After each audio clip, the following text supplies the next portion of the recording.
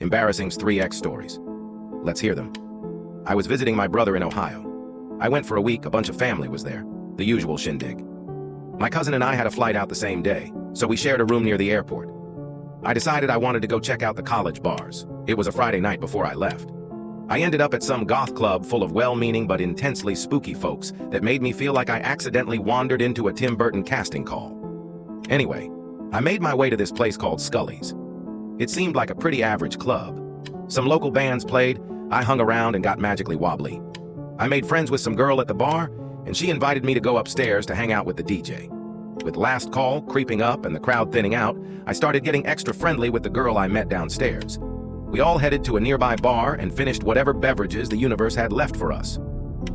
Last call. Some random dude yells, "Come to my place, we'll keep the party going." So we end up driving 20 minutes to this stranger's house. The girl's friend was behind the wheel, and we were all happily marinated. We get there, she tells me to stay in the car while her friends go inside. I oblige. Things heat up in the back seat like a rom-com with poor life choices. After some tipsy face smushing, she begins to, perform some adult harmonica. I lean back in the glory of it all, and about 30 seconds in, she stops. "Everything okay down there?" I ask. No response. I gently move her hair from her face. She is completely zonked, snoozing away with my friendly flute still in her mouth. I start nudging her. She wakes up, pulls back with a comedic string of drool and says, "I'm sorry, I'm just so beverage blasted." Then she tries to continue, but once again, a few minutes later, nap time resumes. At this point, I lean back and start calculating how, in the name of Buckeye State, I'm getting back to my hotel.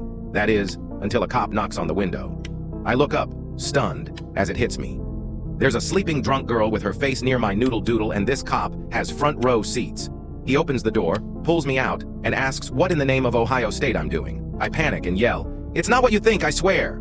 The girl pops up and says, No, I fell asleep. I'm so sorry. I'm just super pickle juiced," etc., etc. The cop asks why we're there. We explain the whole post-bar after-party plan. He asks her where her friends are. She says, "Inside." He tells her to go inside. She walks away. He looks at me, I'm sweating regret, and he asks, "Did that girl seriously fall asleep in the middle of a mouth trumpet solo?" Then he starts laughing. He tells me it's okay, he just thinks it's hilarious. I ask for a cab number. Instead, he gives me a ride back to my hotel, 30 minutes away, while probably telling the story of the sleepy saxophone to every cop in the county. TLDR. I end up in Ohio for a family reunion, meet a girl who passes out mid-adult kazoo.